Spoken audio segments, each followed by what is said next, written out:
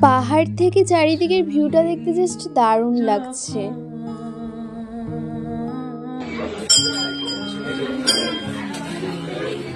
Hello everyone, আমি শেথা আর আমি আছি আসামে। আর এই দেখো আমি কত সুন্দর একটা মেখলা পরেছি। এই যে বৌদি ভাই আমাকে পরিয়ে দিয়েছে, কারণ আমি তো মেখলা পরতে পারি না। সবার রেডি হওয়া কমপ্লিট, আমার জন্য দাঁড়িয়ে আছে। আমারও হয়ে গেছে, আমি শুধু টিপটা পরছিলাম। আমি তো তেমন চুড়ি পরি না, আমার ভালো লাগে না পরতে। তারপর বৌদি ভাই বললো মেখলার সাথে চুড়ি পরলে নাকি দেখতে ভালো লাগবে, কিন্তু এই চুড়িটা আমার হাতে হচ্ছিলই না। অনেক কষ্ট করছিলাম, তাও পরতে পারছিলাম না আমি। তারপর আমি রেখে দিয়েছি। আমরা টোটাল 8 জন মিলে যাচ্ছিলাম, তার জন্য দুটো টোটো নেওয়া হয়েছে।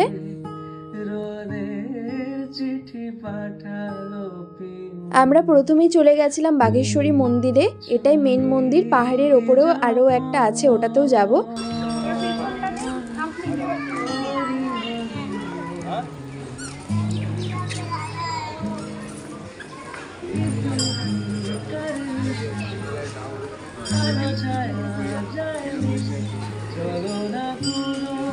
এই দেখো এইদিকে মাসি ওরা দাঁড়িয়ে আছে। আমি চলো মন্দিরের ভেতর থেকে একটু ঘুরে আসি।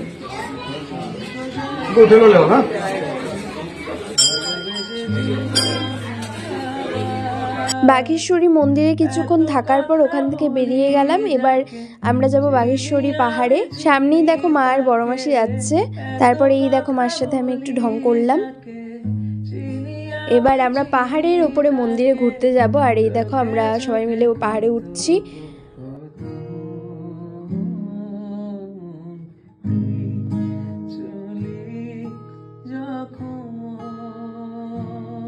বঙ্গাইগাঁওতে এই নিয়ে আমি দুবার আসলাম। 3 বছর আগে আমি, বাবা আর মা মিলে গেছিলাম। তখন তো আমি ভ্লগিংও করতাম না, রিসেন্টলি আমি ভ্লগিং স্টার্ট করেছি, তাই তখন কোনো ভিডিও করিনি। এই দেখো আমি আছি এখন আসামে, আর এই দেখো পাহাড়ে উঠছি। সবাই আমাকে রেখে চলে গেছে অনেক দূরে ওরা। আমি অনেকটা দূরে আছি সবার থেকে। এই প্রথমবার শাড়ি পরে পাহাড়ে উঠছি। শাড়ি মানে কি, মেখলা পরেছি আমি।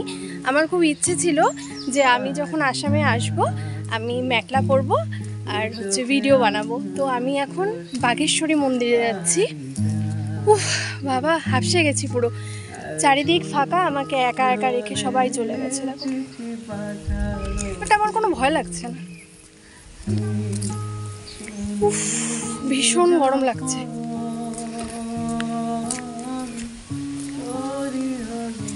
মা ওরা তো গল্প করতে করতে আগে আগে চলে গেছে।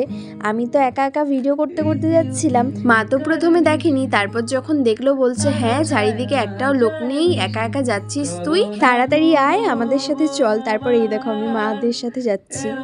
এই পাহাড়ের ওপরে মন্দিরে উঠতে খুব বেশি সময় লাগে না, কিন্তু এই শাড়ি বা মেখলা পরে পাহাড়ে ওঠা ভীষণ চাপের ব্যাপার একটা।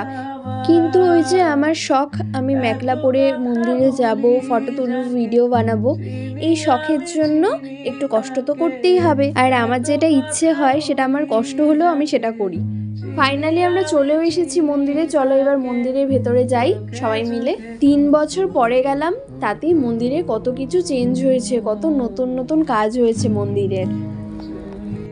আর এই দেখো উপর থেকে চারিদিকে ভিউটা দেখতে কত সুন্দর লাগছে।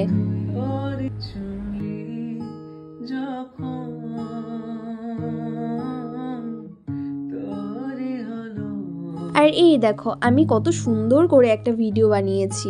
ভিডিওটা ব্লগিং এর মাধ্যমে শেয়ার করছি তোমাদের দেখার জন্য।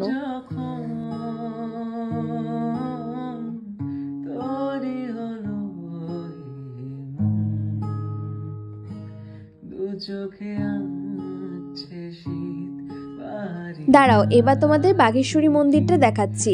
আগেই যেটা গেলাম সেটাই হচ্ছে বাঘেশ্বরী মেইন মন্দির।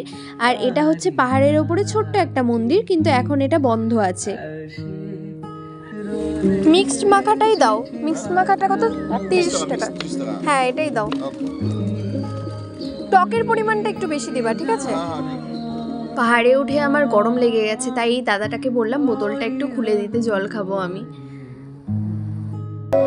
তুই আসলে মেকলা পড়ছিস তো, তাই ভাবছি কি অ্যাসামিস। আমি যেহেতু মেকলা পড়েছিলাম, তাই এই যে যেই দোকান থেকে আমরা মাখাটা নিচ্ছি এই দাদাটা আমাকে অ্যাসামিস ভেবেছিল, মাসি সেটাই বলছে। আর এই মাখাগুলো খেতে তো হেভি লাগে, একটু ঝাল ঝাল টক টক। প্রথমে আমরা 1 প্লেট নিয়েছিলাম, তারপর টেস্ট করে দেখলাম দারুণ খেতে, তারপর এই দেখো আমরা 2 প্লেট নিয়েছি। এই মন্দিরে আমরা অনেকটা সময় কাটিয়েছি, এবার আমরা এখান থেকে নেমে পড়বো। এত কথা বলি যাকে চিনি আমি চিনি তাকে চোখে চোখে কত কত। নামতে খুব বেশি সময় লাগেনি, 15 মিনিটের মতন লেগেছে। ভিডিও ফটো কি বললি আরেকবার জিজ্ঞেস কর। সব ভিডিও ফটো কিরকম আসছে? খুব ভালো আসছে, আমার ভাইগুলো এত ভালো, একেবারে কুচু কুচু কুচু কুচু, খুব সুন্দর করে আমাকে ফটো তুলে দিল, ভিডিও করে দিল। দিদি বললে কথা, তাই না বল? হ্যাঁ, ও হচ্ছে আমার 4 নাম্বার মাসির ছেলে। আসামের আরও একটা ব্লগ আসবে, তো এখন আমরা বাড়ি ফিরবো সবাই মিলে। তো আজকের ব্লগটা এখানেই শেষ করছি, আশা করি তোমাদের ভালো লাগবে।